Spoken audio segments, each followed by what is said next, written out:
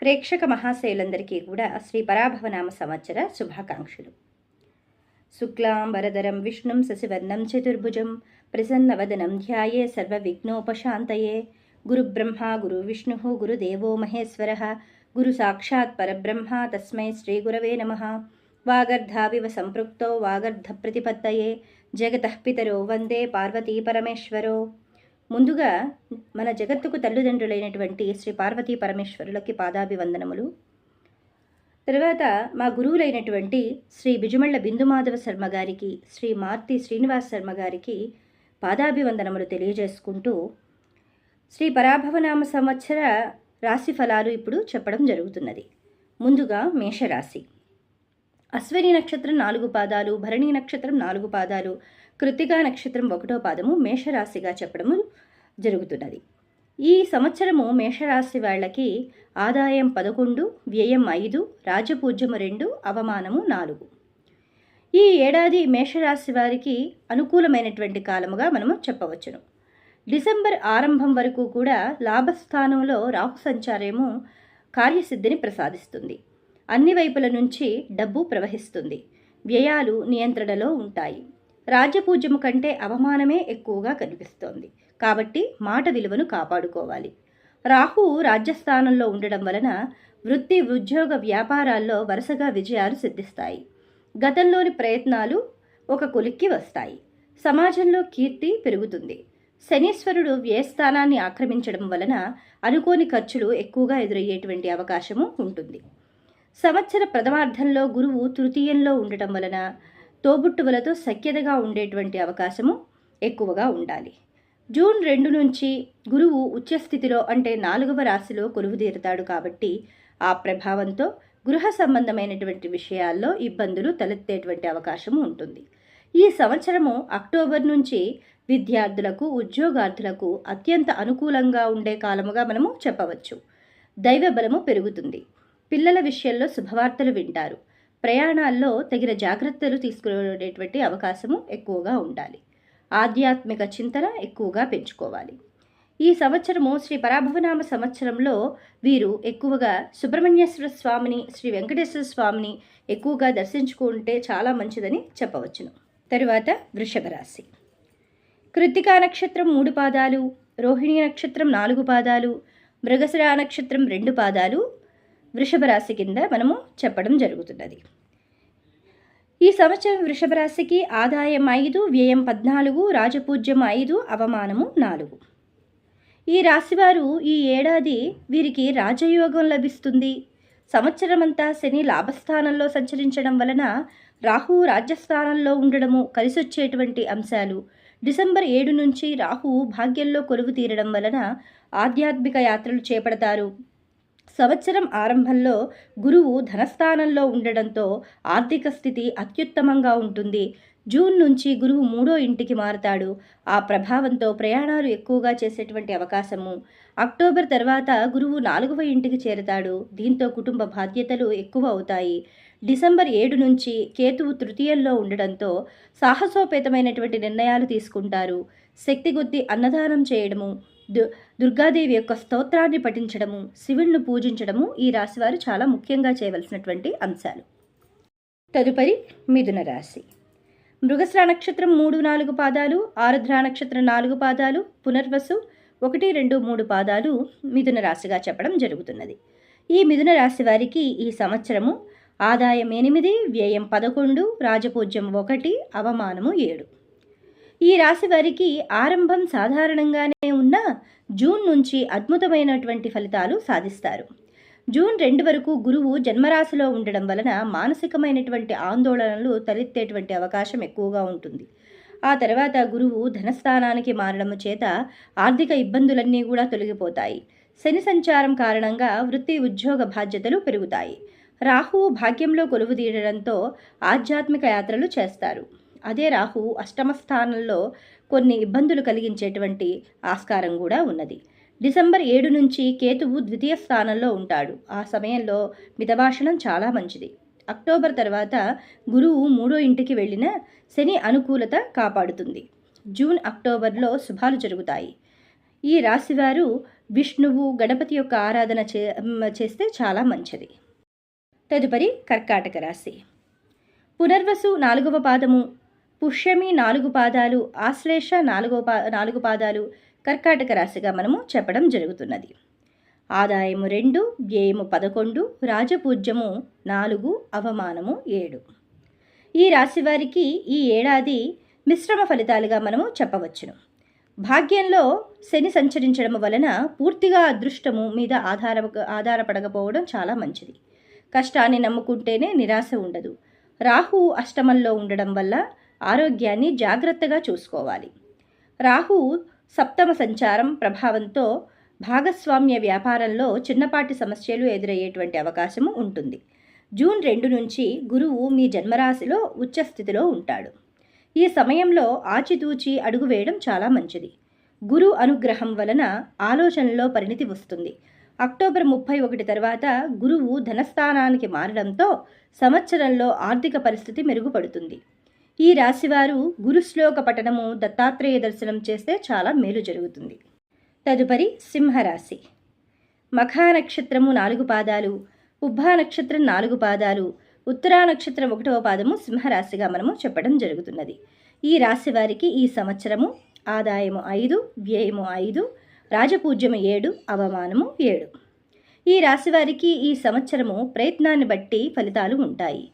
ఈ ఏడాదంతా అష్టమశని ప్రభావంతో పనుల్లో జాప్యం ఎక్కువగా ఉంటుంది. జూన్ 2 వరకు గురువు లాభస్థానంలో ఉండడము మీకు అనుకూల స్థితిని ఇస్తుంది. ముఖ్య కార్యక్రమాల్లో దైవబలం సహకరిస్తుంది. సమిష్టి నిర్ణయాలు ఉత్తమమైనటువంటి ఫలితాన్ని ఇస్తాయి. ఉద్యోగంలో కలిసి వస్తుంది. వ్యాపారం లాభదాయకంగా ఉంటుంది. ఇంట్లో శుభకార్యాలు జరుగుతాయి. మిత్రుల సాయం అందుకుంటారు. జూన్ నుంచి గురువు ద్వాదశ సంచారం, రాహు సప్తమ సంచారం వల్ల వైవాహిక జీవితంలో కొంత తడబాటు ఉంటుంది. రాహు షష్టంలో సంచరిస్తున్నప్పుడు శత్రువులపైన సులభంగా విజయం సాధిస్తారు. ఈ రాశివారు ప్రతి శనివారము శనికి తైలాభిషేకం చేస్తే చాలా మంచిది. రోజు కూడా హనుమాన్ చాలీసా పఠనం చాలా ఉత్తమమైనది. తదుపరి కన్యారాశి. ఉత్తరా నక్షత్రం 2, 3, 4 పాదాలు, హస్తా నక్షత్రం 4 పాదాలు, చిత్తా నక్షత్రం 1, 2 పాదాలు కన్యారాశిగా చెప్పడం జరుగుతున్నది. ఈ రాశి వారికి ఈ సంవత్సరము ఆదాయం 8, వ్యయం 11, రాజపూజ్యము 3, అవమానము 3. ఈ రాశి వారికి ఈ ఏడాదంతా విజయవంతంగా సాగిపోతుంది. రాహు షష్టమంలో ఉండడం చేత కొత్త బలం వస్తుంది. శత్రువులపైన విజయం సాధిస్తారు. కోర్టు, వాద్యాలు, రుణ బాధల నుంచి బయటపడతారు. గృహ నిర్మాణానికి పరిస్థితులు అనుకూలిస్తాయి. మీ వల్ల కొందరికి ఉపకారం జరుగుతుంది. జీవిత ఆశయాలు ఒక్కొక్కటిగా నెరవేరుతాయి. వృత్తి, ఉద్యోగ వ్యాపారాల్లో రాణిస్తారు. పోటీ పరీక్షల్లో విజయాలు సాధిస్తారు. రాహువు డిసెంబరు నుంచి పంచమంలో ఉన్న కారణంగా పిల్లల యొక్క మంచి చెడుల విషయాల్లో మరింత శ్రద్ధ పెట్టాలి. జూన్ 2 నుంచి అక్టోబర్ 31 వరకు గురువు లాభస్థానంలో ఉచ్చస్థితిలో ఉంటాడు. దీనివలన ధనయోగం, పదవిలో ఉన్నత తత్వాలు వరిస్తాయి. అక్టోబర్ తర్వాత గురువు 12వ ఇంటికి వెళ్ళడం వల్ల శుభకార్యాలు చేపడతారు. కేతువు డిసెంబర్ వరకు ద్వాదశంలో ఉంటూ మానసికమైనటువంటి చైతన్యాన్ని కలిగిస్తాడు. ఈ సమయంలో మనోబలంతో ఉత్సాహాన్ని పెంచుకోవాలి. ఈ రాశివారు గణపతి పూజ, రుద్రాభిషేకం చేయడం చాలా మంచిది. తదుపరి తులారాశి. చిత్తా నక్షత్రం 3, 4 పాదాలు, స్వాతి నక్షత్రం 4 పాదాలు, విశాఖ నక్షత్రం 1, 2, 3 పాదాలు తులారాశిగా చెప్పడం జరుగుతున్నది. ఈ తులారాశి వాళ్ళకి ఈ సంవత్సరము ఆదాయం 5, వ్యయం 14, రాజపూజ్యం 6, అవమానము 3. ఈ సంవత్సరము ఈ రాశి వారికి జీవితంలో అనేక విజయాలను సాధించి పెట్టేటువంటి అవకాశాలు ఎక్కువగా ఉన్నాయి. శని షష్టమంలో సంచరించడం వలన నిర్ణయాలకు తిరుగు ఉండదు. రాజయోగం సూచితం. జూన్ 2 వరకు గురువు భాగ్యస్థానంలో ఉండడం వలన తలపెట్టిన పనులు విజయవంతంగా పూర్తవుతాయి. విదేశీ యానానికి, ఉన్నత విద్యకు తగిన సమయము. జూన్ నుంచి గురువు 10వ ఇంటికి మారగానే వృత్తిలో మాత్రము స్థిరత్వం ఉంటుంది.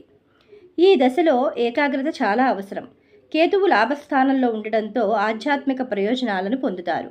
రాహు పంచమ స్థానంలో ఉన్న కారణంగా పిల్లల వికాసం మీద దృష్టి పెట్టాల్సి ఉంటుంది. అక్టోబర్ తర్వాత గురువు లాభస్థానానికి చేరుకుంటారు. ఈ రాశివారు ఈ సంవత్సరము దత్తాత్రేయ స్తోత్రము, గురుచరిత్ర పారాయణ చేస్తే చాలా మంచి జరుగుతుంది. తదుపరి వృశ్చిక రాశి. విశాఖ నక్షత్రం 4వ పాదము, అనురాధ నక్షత్రం 4 పాదాలు, జ్యేష్ఠ నక్షత్రం 4 పాదాలు వృశ్చిక రాశిగా చెప్పడం జరుగుతున్నది.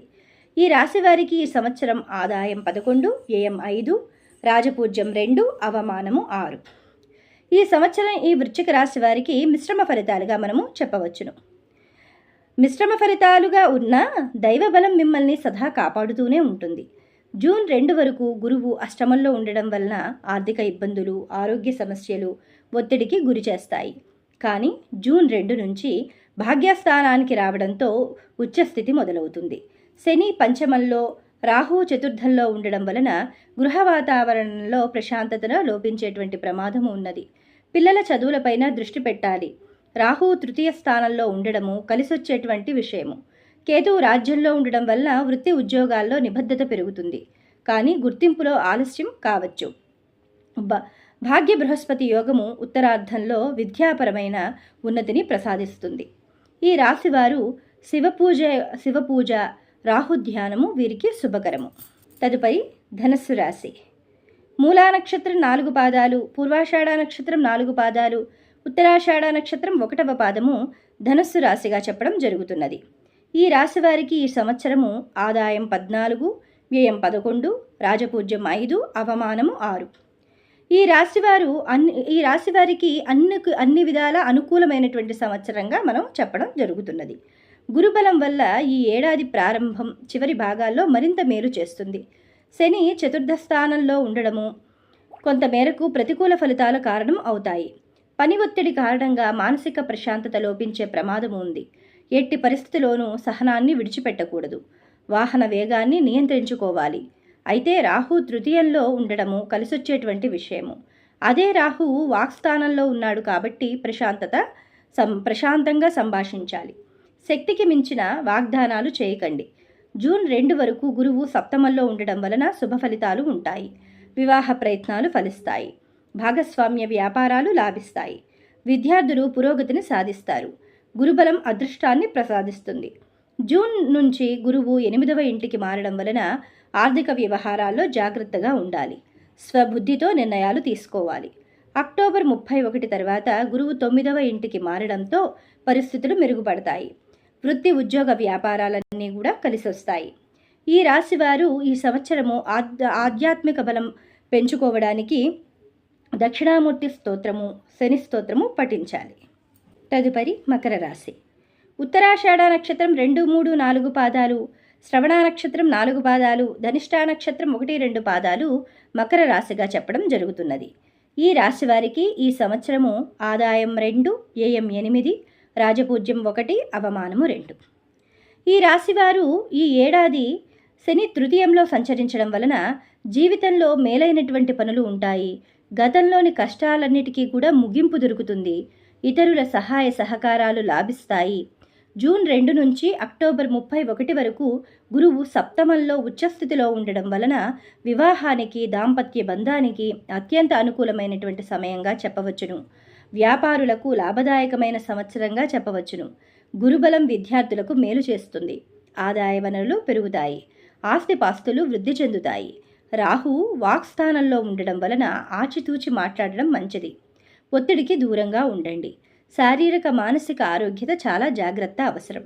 కేతువు 7వ స్థానంలో ప్రభావంలో ఆలుమగల మధ్య అపార్థాలు పుట్టుకొచ్చేటువంటి ప్రమాదము ఉన్నది. జూన్ వరకు గురువు షష్టమంలో ఉండడం వలన ముందు జాగ్రత్తగా పొదుపు చాలా మంచిది. ఈ సంవత్సరము ఈ రాశివారు దుర్గాదేవి స్తోత్రాన్ని బాగా పఠించాలి. గణపతిని, సుబ్రహ్మణ్యేశ్వరుని కూడా పూజించడం చాలా మంచిది. తదుపరి కుంభరాశి. కుంభరాశి ధనిష్ఠ నక్షత్రం 3, 4 పాదాలు, శతభిష నక్షత్రం 4 పాదాలు, పూర్వాభాద్ర 1, 2, 3 పాదాలు కుంభరాశిగా చెప్పడం జరుగుతున్నది. ఈ రాశి వారికి ఈ సంవత్సరం ఆదాయం 2, వ్యయం 8, రాజపూజ్యం 4, అవమానము 2. ఈ రాశి వారికి ఈ ఏడాది సాధ్యమైనంత వరకు సానుకూల ఫలితాలే అందిస్తుంది. ఏలినాటి శని 2వ దశలో ఉండడం వలన శారీరక మానసిక ఒత్తిడి కారణంగా ఎక్కువగా ఉంటుంది. జూన్ 2 వరకు గురువు 5వ స్థానంలో కొలువు తీరడం వలన పుష్కలమైనటువంటి దైవానుగ్రహం అందుతుంది. అందివచ్చిన ప్రతి అవకాశాన్ని సద్వినియోగం చేసుకోండి. విద్యార్థులకు మరింత ఏకాగ్రతతో సాధన చేయాలి. జూన్ 2 నుంచి గురువు 6వ ఇంటికి వెళ్లడం రుణ సమస్యలకు ఆస్కారం కలిగిస్తుంది. శని ద్వితీయంలో ఉండడం వలన ఆరోగ్యాన్ని కాపాడుకోవాల్సి వస్తుంది. షష్ఠకేతువు శత్రువులపైన విజయాన్ని అందిస్తారు. అక్టోబర్ తర్వాత గురువు 7వ స్థానానికి రావడము ఊరటనిచ్చేటువంటి పరిణామము. ఆంజనేయుడిని ఆరాధించడం, నిత్యం రామనామస్మరణ చేయడం ఈ రాశి వారికి చాలా మంచిది. తదుపరి మీనరాశి. పూర్వభద్ర నక్షత్రం 4వ పాదము, ఉత్తరాభద్ర నక్షత్రం 4 పాదాలు, రేవతి నక్షత్రం 4 పాదాలు మీనరాశిగా చెప్పడం జరుగుతున్నది. మీనరాశి వారికి ఈ సంవత్సరము ఆదాయం 14, వ్యయం 11, రాజపూజ్యం 7, అవమానము 2. ఈ సంవత్సరము వీరికి ఆదాయంతో పాటు ఖర్చులు కూడా అధికంగా ఉండేటువంటి అవకాశం. ఈ ఏడాదిలో ఏలినాటి శని జన్మరాశిలో సంచరించడం వలన సకల జాగ్రత్తలు తీసుకోవాలి. రాహు ద్వాదశంలో సంచరించడం వలన నిద్రలేమి, దూర ప్రయాణాలు, వృధా వ్యయాలు తప్పకపోవచ్చు. తదుపరి దశలో లాభస్థానంలో రాహు సంచార్యం కార్యసిద్ధిని ప్రసాదిస్తుంది. ఆర్థికంగా వీరికి ఇబ్బందులు కలిగినప్పటికీ దీర్ఘకాలిక ప్రయోజనాలు ఉంటాయి. జూన్ 2 నుంచి అక్టోబర్ 31 వరకు గురువు పంచమంలో ఉచ్చస్థితిలో సంచరించడం కలిసొచ్చేటువంటి విషయంగా మనము చెప్పవచ్చును. సంవత్సరం చివరి భాగంలో షష్ఠస్థానంలో గురుబలము తగ్గేటువంటి అవకాశం ఉంటుంది. అన్ని విషయాల్లోనూ జాగ్రత్తగా ఉండాలి. ఈ రాశివారు ఈ సంవత్సరము దక్షిణామూర్తి స్తోత్రము, గురుగ్రహ శ్లోకము చదువుకోవాలి. విష్ణుమూర్తి ఆలయాన్ని సందర్శించాలి. ధన్యవాదాలు.